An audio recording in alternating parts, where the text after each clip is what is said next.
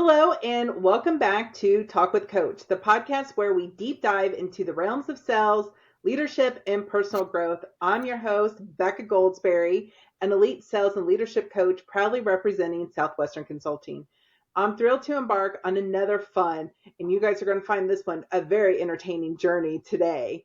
Whether you're a seasoned professional aiming to sharpen your skills, or an aspiring leader hungry for knowledge, this podcast is your compass to success. Join me as we explore the strategies, tactics, and mindset shifts necessary to thrive in the competitive landscape of sales and leadership. Get ready to unlock your potential, seize opportunities, and conquer challenges like never before. So buckle up and let's embark on this transformative voyage together. Welcome to Talk with Coach. So everybody, I am so excited about today's podcast. And it's one because I have no idea where we're going today, you guys, just to bring it out. But I am excited to introduce to you a fun-loving dad and husband, an outdoor enthusiast. What do you call yourselves? A Jeepist? You know, We're Jeep people. Jeep people, right? Jeep people. Jeep people. He is an amazing leader and a true life of the party. Him and I were introduced by a phenomenal person at the time. His market director, Ashley Shaw, introduced us together. And it's really crazy to think that we've known each other and worked together for almost 4 years, like right after COVID. I know.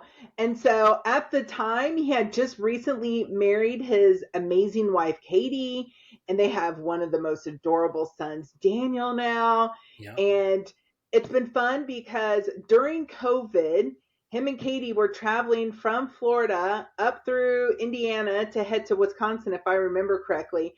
And he's like, hey, where can we meet in a parking lot? Do you guys remember when we were all meeting in parking lots? Yeah, we met at Starbucks was still Starbucks. pumping out coffee during COVID. That's right. And then, of course, a couple years ago, I got to stay with him and Katie at their new home in North Carolina. That is absolutely beautiful back along this gorgeous creek.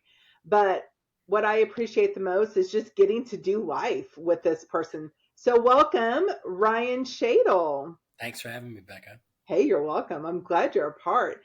So, Ryan, I would love for people just for them to get to know you and how amazing you truly are. But I would love for you just to kind of share a little bit of how you got into this fun world of Aflac and sales, because you are, and it is the highest honor when a Southwestern person says you are an amazing salesperson, you are an amazing salesperson. So I would love for you just to kind of share your story a little bit about how you got into where you are now. Yeah, I mean, before Aflac, I mowed lawns and worked at Dairy Queen. So that'll tell you anything. If I can do it, anyone can, right? Yeah. Yeah, I think I was in college looking for an internship. I was doing decent in schools, C's get degrees. But, I found an opportunity with Aflac, and it was a brand I knew. And I was like, yeah, sure, let's do an interview. I remember showing up, meet my regional manager, district manager, and starting my licensing process. It sounded like a good gig. I got paid for how hard I worked. Never did insurance, never knew anything about insurance, never thought I was going to be in insurance, but I like talking to people. I know you and me know I like hearing myself talk too a little bit. So Never, you would never. yeah, never. That's how I fell into my insurance career. Like many others, I don't think people grow up looking at a career in insurance, but it's worked out for me and my family extremely well. I was going to say, nobody that I know of ever said it's like, hey, I'm going to grow up and be a salesperson. Yeah. Like, none of us ever say that. Well, The when you're thing, little kids, it's fireman, policeman, astronaut, fighter pilot if you're a boy. If it's a girl, it's typically mother, nurse, teacher, things like that. All jobs doctors. that want to help people and work with people, but just not what we think of as time goes on. Speaking of helping others, I don't know if people actually realize the importance Affleck can play in people's lives and like what you do. I know personally have saved farms because of medical bills, with the cancer policies and all of the different things that you guys do. I would love for you just to kind of share, maybe you've got a story or two, but how Aflac can actually help families and really save livelihoods too. Well, I've been here 16 years, so I've seen it. At first, I didn't know like how insurance helped people or anything like that. I was 20 years old when I started. I was on my mom's school teacher insurance. I didn't know. But over the years, I've just seen it help so many. At the end of the day, most bankruptcies in the United States are due to medical expenses. And the problem Mhm. is most people had medical insurance. It's just they didn't have anything else.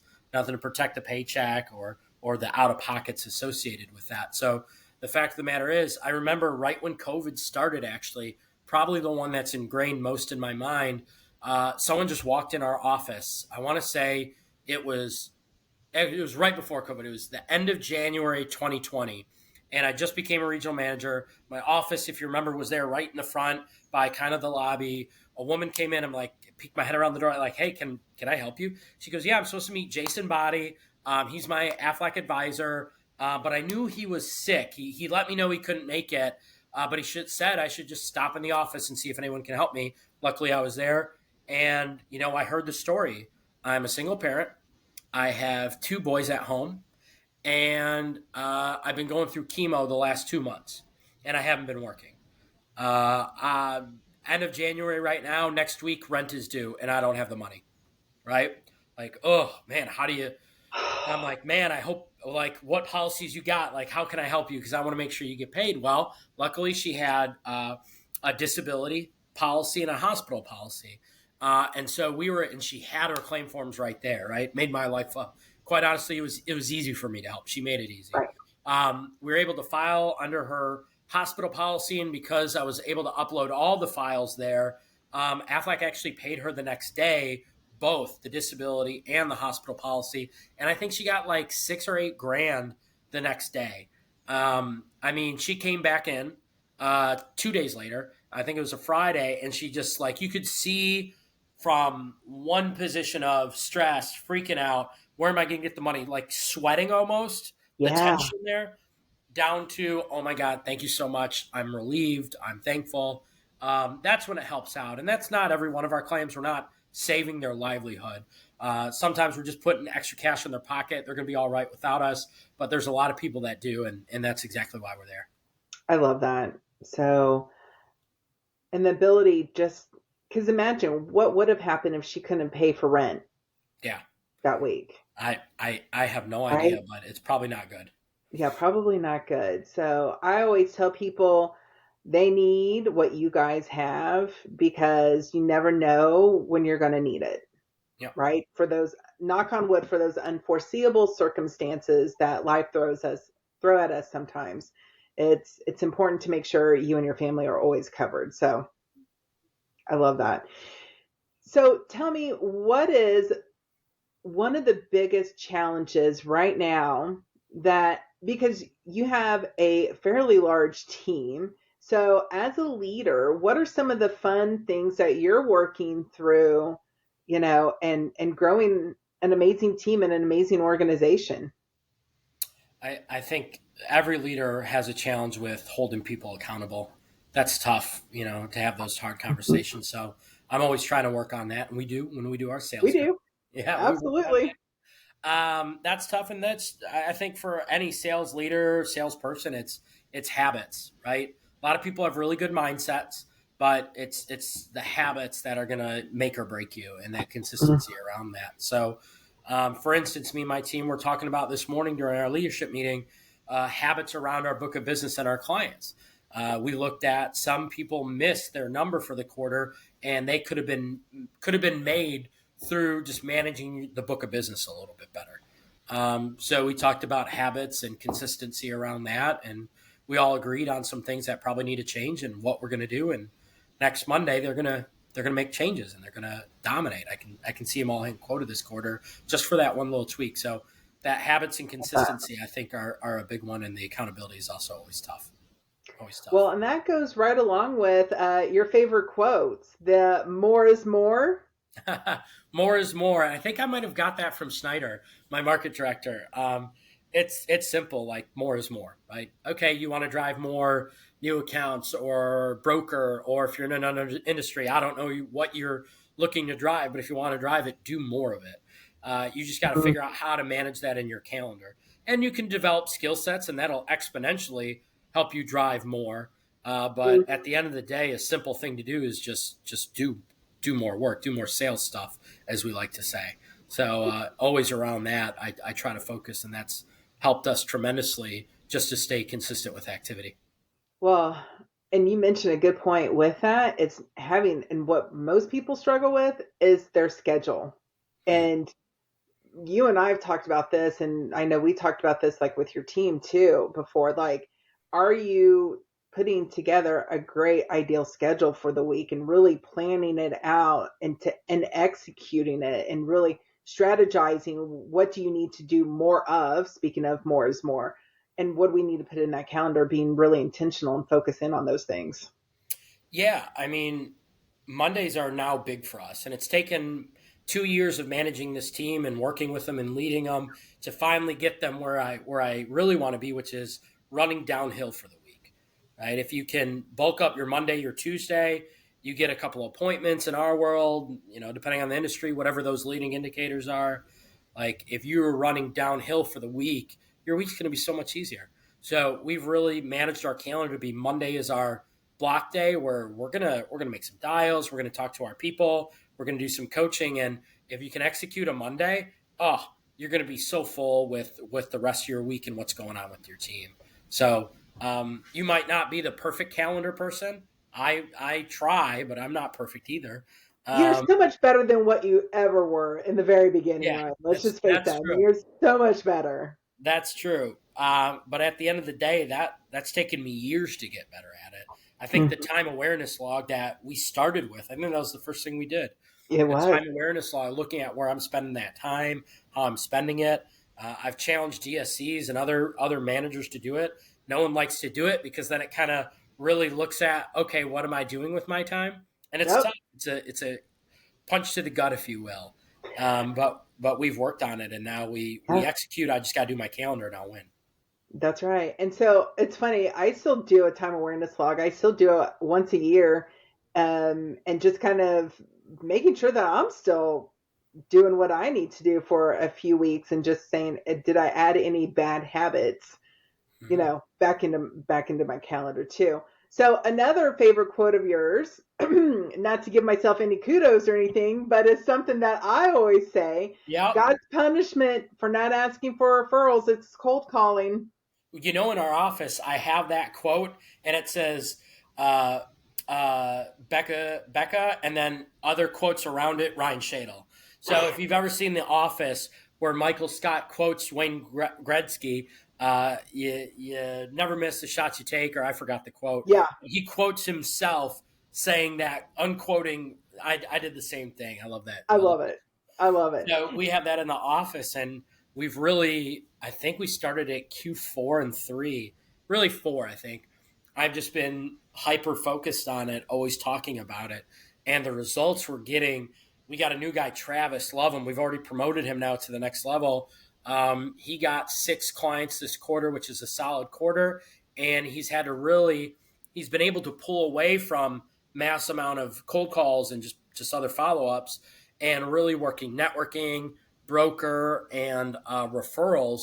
And Mm. he's got a full pipeline without having to bust his head against a door every day, a bunch of doors. Like it's making his life so much easier.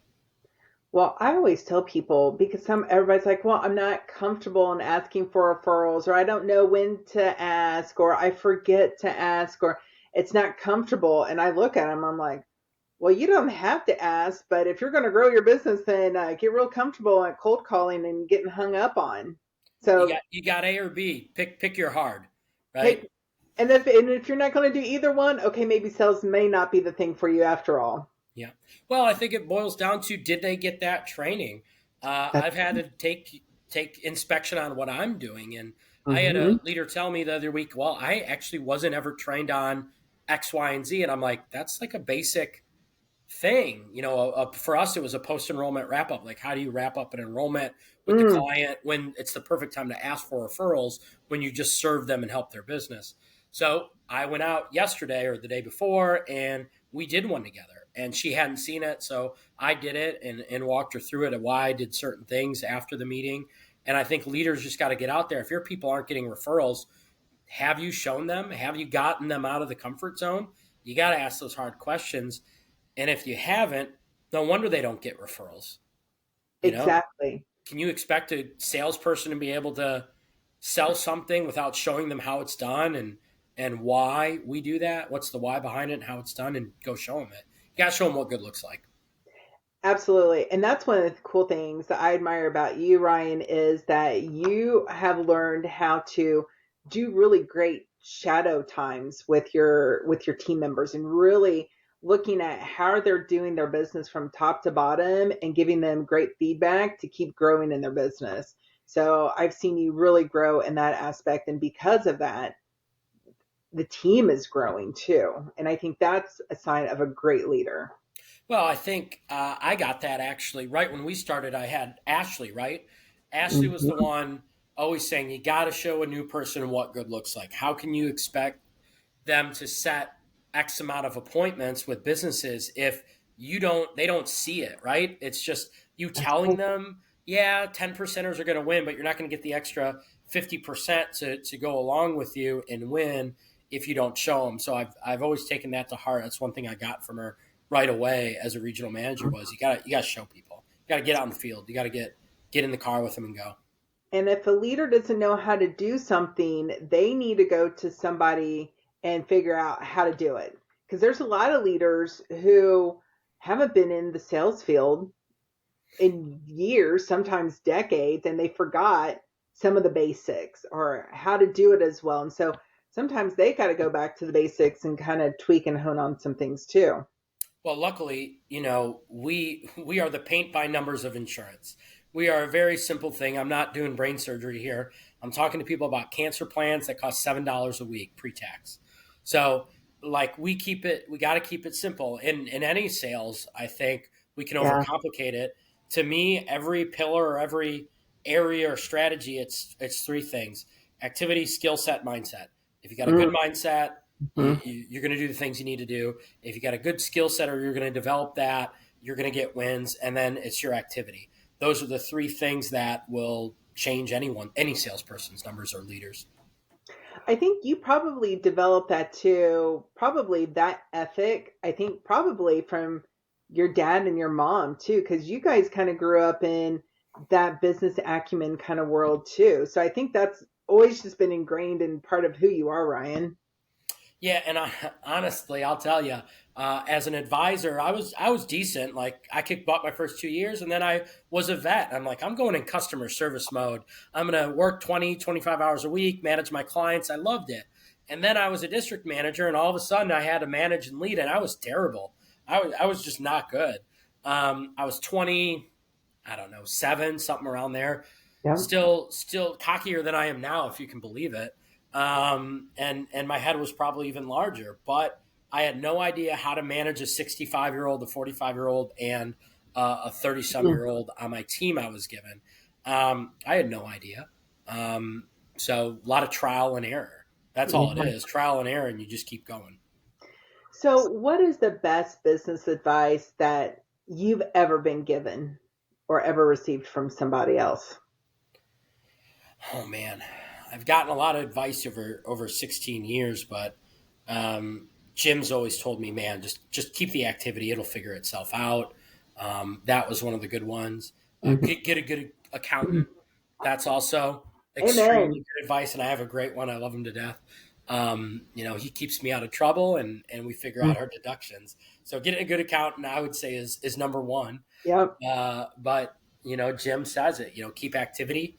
Activity will get you the results you want. And if you don't want to do activity, you better be really good at your skill set. You better be closing almost every deal, and you can get away with less. But typically, I'm not the greatest salesman, but I will out grind you, and that's where I win. I have to work a little bit harder for it, so I should probably get better at my skill sets. That'll Mhm. make my life easier. But we're working on that. Navigate 2.0 is the book we're reading. Navigate 2.0, baby. Yep. Yeah. Dustin, Reiner, we're on it. We're navigating personalities for sure. So, what is the one business tip that you would tell everybody if somebody asks you, Ryan, what is the best way to grow my business and really take it to the next level? What would you tell them? I mean, I think there's so many things around activity, your marketing. I mean, us in the Aflac world, I think the best advice I could work with someone on is just figure out your calendar, like figure out your Mm, leading indicators. I think we do that quarterly around the US at Aflac. I think we're very good at doing it, but then it's actually doing it, right? hmm And having an accountability partner. If you have someone accountable to you, you will naturally get more done. So that would be my first step. And delegate, figure out the stuff you delegate. Probably Yeah, one of the first things we worked on, which then it freed was. my time to do the stuff that generates sales, which inevitably you can figure out the rest of the business if you're getting sales in. So for me, delegation and accountability with someone else around your activities, those two things. And then what I've been working on with you for years, you're my accountability partner, Yep. accountability buddy, right? That's right. Accountability I buddy. do it, That's buddy. love that term. Yep. And you help me around that. Not only that, but my personal life too, as well, with my wife, to make sure I'm taking care of my wife too. And sometimes I'm pretty bullheaded, so I need to figure out time to spend with her because I'll drown myself in work. So you help extreme amount there, and Yep. have that accountability buddy, and figure out Right. what you can delegate. Now you have your time free. Exactly. And people don't realize that it's that simple sometimes.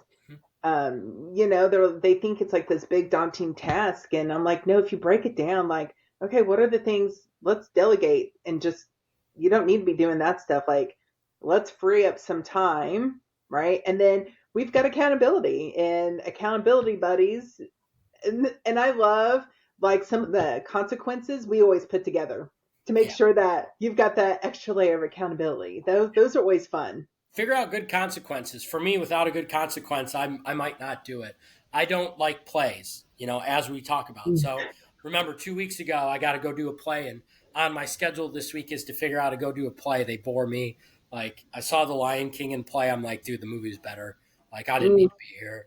Though Katie loved it, right? And that's what's you important. did. And I don't want to wash Rob's car. I don't want to go wash Rob Brown's car, one of my peers. So I better do what I say I'm going to do, or That's else I'm right. going to have to, choke up and go wash the car.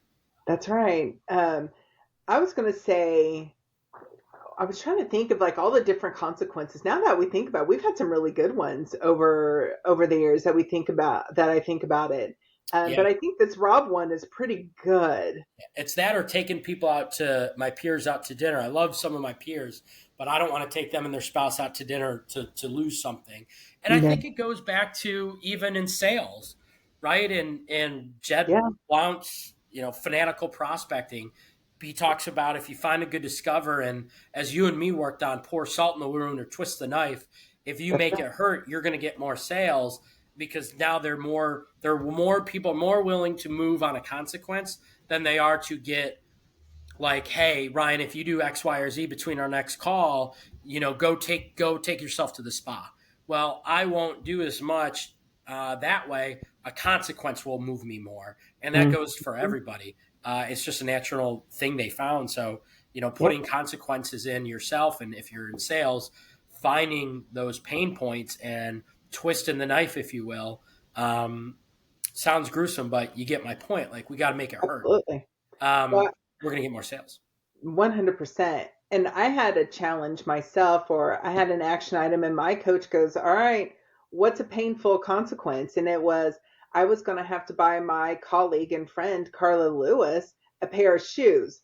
Carla Lewis's shoes, I swear, Carla, correct me if I'm wrong, you could put a comment, but I swear they're not less than $150 a pair of shoes. She's got some amazing, like one of the best shoe collections that I know of. And so I was hell bent that I was not going to pay for Carla's pair of shoes. That's Just ain't right. gonna do it. So you got to find what works for you, is what, find something that's painful for you that you do not want to do.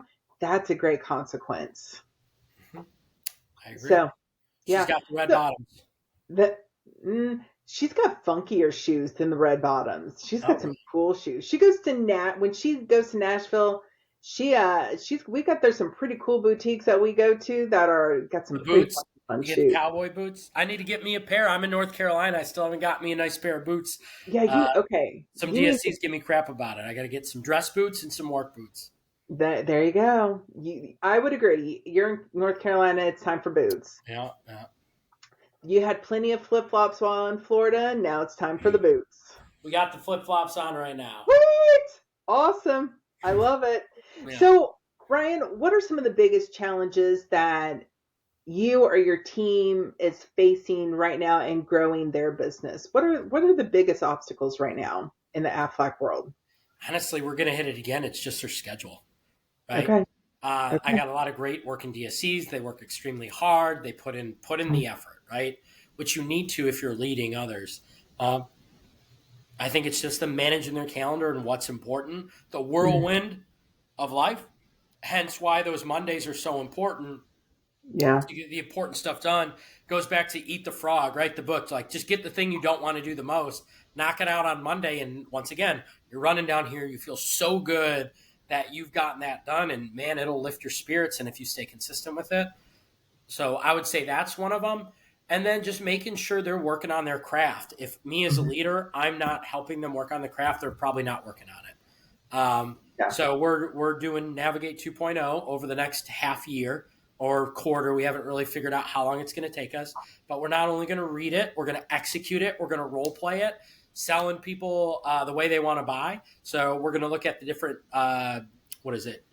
personality types, and we're going to figure out, does everyone feel good about identifying in a prospect meeting and then selling to that person, and are they tailoring their sales conversation around that? And that might take even a half a year, but Yeah. the information they're going to retain in their skill set development just went up. Instead of just reading the book and taking only a couple things from it, we're going to execute it. And I think as a leader, if you just do, I've heard of book clubs, great, better than nothing, but you can Right. take it to the next level by really diving into it and doing the things that people don't want to do, which is role Hmm. play and work on it. And leaders typically won't do it because they're not great at it. But I told my team, I'm in the Aflac world, we call it the fighter, the eagle, right? And then Yep. I don't know, the guy that talks to everyone, a parrot, right? I'm a peagle. Entertainer. Yeah, I'm a peagle in our world. I'm a Yep. little eagle, little parrot, and so Yep. I struggle with the dove. The owls, I think I can. The analytical, I think I can work with. I Okay. think it's the professor and other personality types, but Yeah. at the end of the day, I struggle. So I got to get better with it. There was a meeting this week. Did not jive well with this HR manager, and at the end of the conversation, I go, "Hey, I'm going to take a shot out in the dark here that I am probably not your favorite person." And she just goes, "Yep." And I go, "Okay. I'm going to get you a new advisor. You will never see me and never have to deal with me again. I just want you to be a happy client or potential client. Um, I'm going to have Sharon reach out to you, and you're probably going to love her. And then there won't be this tension." She goes, "Perfect." And like, I did not sell the way she wanted to buy. And I realized that. And I'm like, I need to get out of this and hand this off because it's not going to help the conversation at all. Mm, what great self-awareness, my friend. Like, okay, putting my coach hat on, like that was really good self-awareness. But then you're right. I mean, there are those, what we call the counselors or the doves in the Aflac world where they need time to think and they want to get everybody else's opinions and thoughts before they make decisions, right? So you have like when we're working with the different personalities, we got to make sure we're matching them and great self awareness there. Yeah. I got a Yeah, little bit of that at least. My mom taught me well around that. she did. She did. So I know your two favorite books are Fanatical Prospecting and Energy Bus. So let's talk about like fanatical prospecting and energy bus for a second because those are like if you are in sales and you're listening to Ryan and I right now, you've got to read those books. They're Look, they're awesome. I mean, Fanatical Prospecting, I would say, is the definitive book on sales. That would be my first read, no matter what, because it's so broad. It Mm-hmm. moves to your approach, and he talks about so many different kinds of industries, like depending on your industry and your customer base and size, and like you got to tailor everything for that. Obviously at Aflac we're super broad, business with more than 3 employees, but Yeah. not everyone has it that broad. So he really breaks it down across all industries, from the approach to the meeting to discover to a CRM system. Salespeople hate CRM systems. Salespeople, CRM systems does two things. They remind you when things are important, and they remind you what the conversation was like beforehand, which means your conversation will be more effective if you review that, right? On that follow. Amen. So, I like a good CRM, but that's simple. That's the only reason you need it for. And he Mhm. breaks everything down. He's got some great examples around objections and why the because word is just so mentally strong in your objection handle. Like that's the number one book. Number two is Energy Bus. If you're leading any kind of team, I have found the most effective way now to get the most out of your team is simply the 5 ways to love on your passengers from that book. And I'll tell you, I just read the book, so I probably got 30% because I didn't execute it, I didn't role play, I Yeah. didn't do that. But this is my takeaway. And in fact, I got them, one of the agents on my team who likes to do art, she made every manager the 5 ways to love on your 5 ways to love on your passengers on acrylic. And actually, I have it right there, right here. Oh, It's that's there. cool. So she did this on canvas, like 6 of them for all my managers down in Florida, and I brought 2 up here. One's in my office, one's in this office, and it's serve them, listen to them, recognize and make time for them, and bring out the best in them. Something like that. I think I might have missed. Mm, But regardless, you do 4 of those, you're going to be just fine. And yeah. so, me as a leader, I struggle with, even to this day, making sure I make time and I just go grab coffee with them and have conversations where the first 15 minutes is about them, not even about work, right? About them, their life, and the conversations just change, and you build that trust, you build that credibility with them. And now they're ready to run through some walls or make changes to their business. They're more open to ideas. It's let me just meet with you. Let's not even talk about business. Business is going to come up. It's gonna. You don't have to worry about that. That's going to happen. But hey, can I just do those things? And Ashley Shaw, you recognize, you get what you recognize, you get what you preach. She talks about. Yep. So I always recognize activity on sometimes a daily basis, maybe every other day, based on the numbers pulled from our CRM, and then at every Monday, right? I send out a newsletter on the weekend, so I have to work an hour every weekend to do my newsletter, or an hour and a half, because I know they'll read it then. They'll actually look at it, because if you wait till Monday, they're in their week, right? So Yeah. those little things are on recognizing, and then going out on meetings with them. Hey man, I don't know when's the last time your regional manager went out with you and did stuff. You want to go do some sales stuff? And maybe they don't want to. Okay, cool. Well, hey, I'm always here. I'm going to offer every quarter. And if you do that stuff, like they're gonna get wins for you. Mm. I was going to ask, how do you motivate your team, especially if they're going through tough times? But those 5 things from Energy Bus are pretty darn good. Yeah. And then you just got to ask, what motivates you? Is it typically 5 things? Tripp showed me this. Is it money? Like for me, extremely money motivated. I want Yes, to it is. retire Yes, you early. are. Yeah, extremely. Coin operated, as Jim would say. Number 2, maybe it's recognition. I also love me some recognition, some attaboys. I like being at the top of the list. I'm fairly competitive. Number 3 is trips, incentives, right? That Mm-hmm. could be a trip, that could be a spa. As I say, I don't know if this is appropriate. I'm a slut for a trip, right? You do like your trips and I vacays. Let's I just do. let's just admit it. And then what else? It was helping others, right? Mhm. And I love to help others. Don't get me wrong, but it's just, for me personally, not my number one thing. Mm. It's a matter of fact that happens, which is really cool, and I'm grateful I found the career. But for me, it's not my number one. So you got to find out, and sometimes you forget, sometimes you remember your managers. So don't be afraid to ask and write it down and put it somewhere where you look at it once a month or once a quarter, and remind yourself, ooh, have I recognized that person lately? Mm. And you'd be surprised on how many people recognition, that simple thing, shouting them out when they're really good at something, or having them speak at a meeting because they're the leader in that on the team, how it can energize people. You're missing a couple too, I think. So you got a legacy. A lot of people down the Oh, yeah, road, they yeah. want to leave a legacy. So legacy was one, and then there's one or two more too. It's Um, funny. Legacy. I I know. think. Look at us. I'm like, what are the 8 drivers, Becca? Come on. Oh So yeah, I don't know 8. I'm a simple man. I can only count to 5. there's 8. I'll remind you on our next call Perfect. of what those are. So, where do you see the future of Aflac, the industry? How do you guys plan to like adapt and stay not just relevant, but just making sure that you guys are just helping as many people as possible? Well, it's a critical time for us, quite honestly, at Aflac. The industry's changed from when I started 16 years ago. The industry's changed from when some people started 30 years ago. Whether they like it or not, it is what it is. Mm, Um, brokers are moving more down market. Before I wouldn't talk to a broker unless it was over 100 account. Now there's 25-man accounts that have a broker. We got to partner with them, and there's ways to partner and there's ways not to. So it's getting involved in that. Benefit enrollment, right? You see platforms, payroll integrations, enrollment services. Every carrier has that, right? So how are we differentiating ourselves for those partners and for those clients? Actually, we talked about this morning on my call. We just lost a huge account, huge monster, due to us just not having the conversation around platform and payroll integration.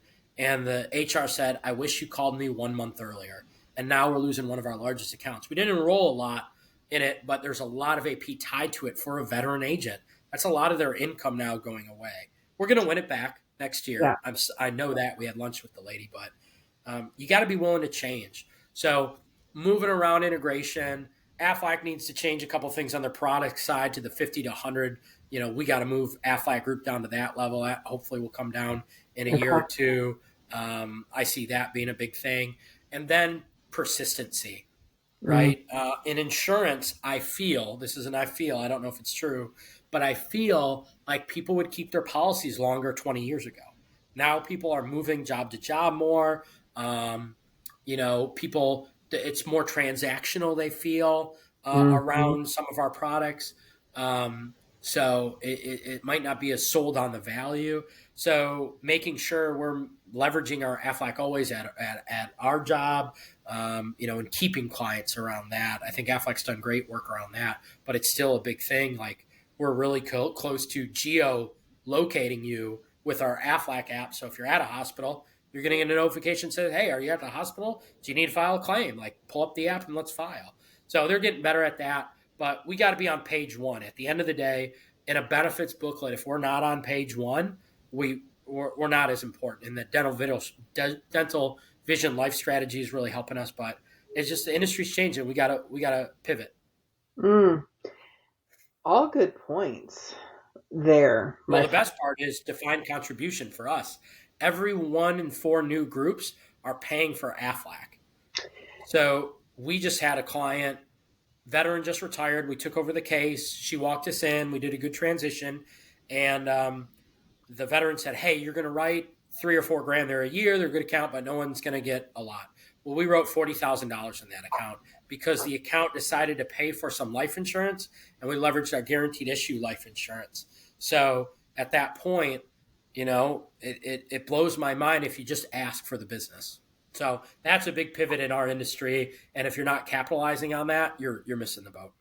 There are a lot of companies. I know you and I have talked about this, but there's a lot of companies that are trying to find a competitive edge, benefits that they can offer team members and employees because they're trying to keep employees and they want to build culture. And I think Aflac is a great way to be able to provide some really cool benefits to your company. Yeah, right now we're providing the top 5 of 6 most requested benefits. The only thing we're not doing is major medical, and most Mhm, advisors can help them with that anyway. And then mhm. 4 or 3 of the most non-traditional benefits, which people want a flexible work schedule. I can't give them that. That's their boss, right?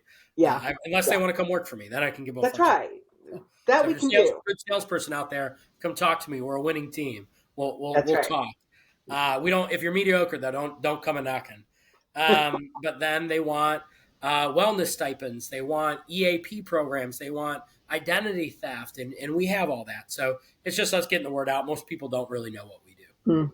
I love that. So let's switch gears real quick.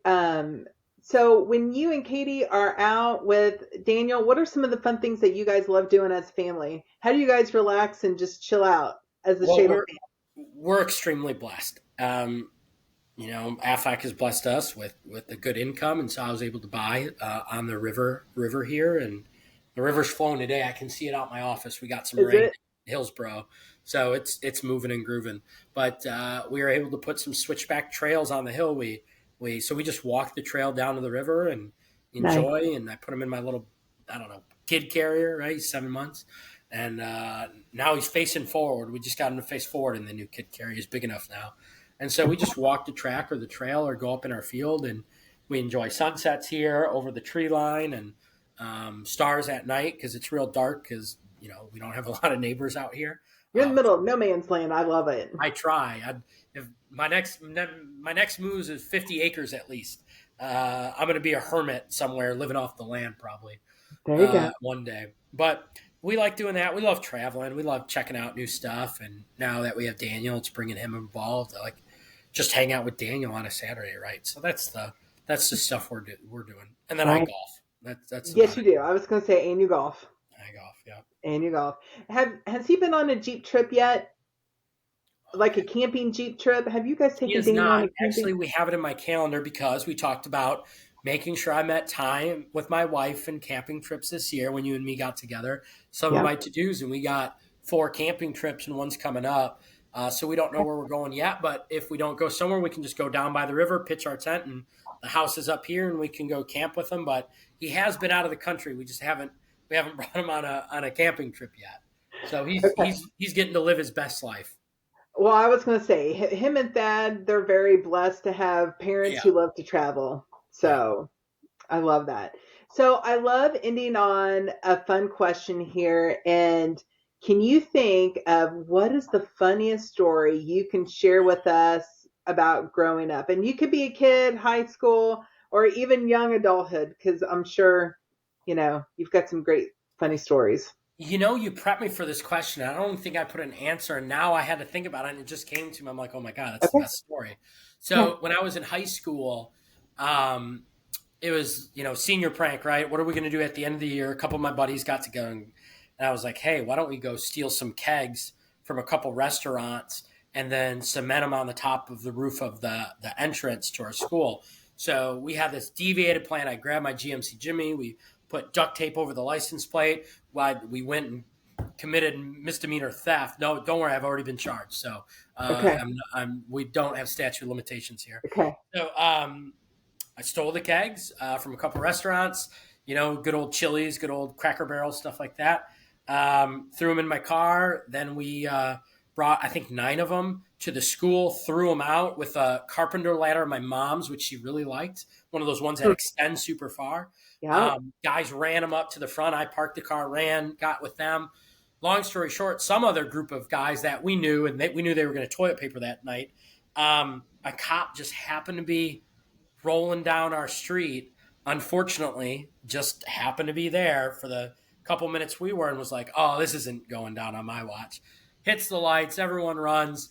Me and another guy are trapped on the roof with a bunch of kegs and some cement mix. And we're like, crap. So we get off, we make a big jump. Dude almost breaks his leg. I tuck and roll. And we run and we get to my buddy's house and we hide in his basement. And luckily his parents were really cool. Cops were like, hey, we think some of the guys are in here. There's a GMC Jimmy with duct tape license plate we noticed in front, and they were headed this way. And they're like, no, they're not here. We don't know what you're talking about. They find the ladder. They take the ladder. My mom's like, we need to go down to the station. I want to get my ladder back. So I had to go, yeah, that was me. And then they almost kicked me out of high school on the last day. Instead, they made me pull weeds and something like that. But, Look at just up to no good. That's what I like to do. Well, I was going to say I have a very similar the night before graduation, we've kind of did very similar things on our campus too. So I It's think fun. we've all done it. We've all done it, right? That is Yeah. such a, and that sums up Ryan Channel right there, ladies and gentlemen, right there. There you go. No, I love it. But no, Ryan, I appreciate you. Thank you for coming on, and hopefully everybody that's listening, you have learned more about how awesome Ryan is. But secondly, the value of having Aflac and amazing supplemental insurance can do for you and your family. So if you have questions, we will put Ryan's info at the bottom of the link, and you can always reach out to him. Him and his team are quite amazing. So this wraps up another empowering episode of Talk with Coach. I hope you found today's insights valuable and actionable. Remember, growth is a journey, and every step forward counts. If you enjoyed today's episode, don't forget to subscribe to our podcast on my YouTube station and the Spotify station for more inspiring content. And hey, I'd love to hear from you. Share your thoughts, questions, or topic suggestions by reaching out to us on social media or through our website. Until next time, keep striving for greatness, keep pushing your limits, and remember, your success story is waiting to be written. This is Becca Goldsberry signing off. Take care and make it a blessed day.